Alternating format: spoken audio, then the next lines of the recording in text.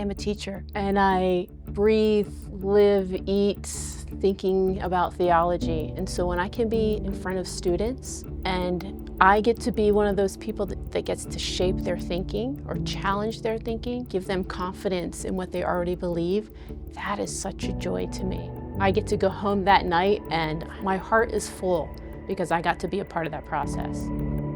I am Dr. Jayne Wilcox, and my title is Assistant Professor of Theology. The nature of ministry is very different today than it has been in the past. And so our job is very different in terms of preparing students for the kinds of ministry, modern day disciples that we are shaping them to be in collaboration with the Holy Spirit, but also how they're going to shape modern day disciples. And so the nature of ministry, I think, is much broader than it has been historically. The gospel message doesn't change, but how we live that out, our spiritual formation, it goes back to intimacy with Jesus. That is the end of the game. That is why we are subject to forming our spiritual selves.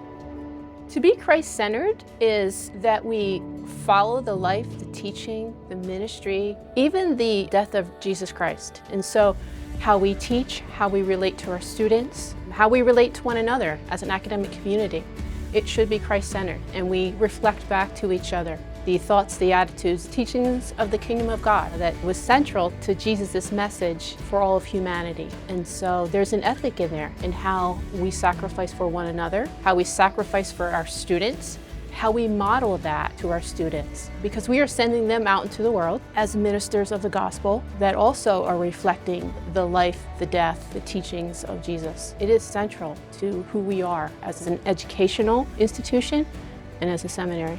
The foundation, the support, the scaffolding for that entire experience is going to be Christ-centered.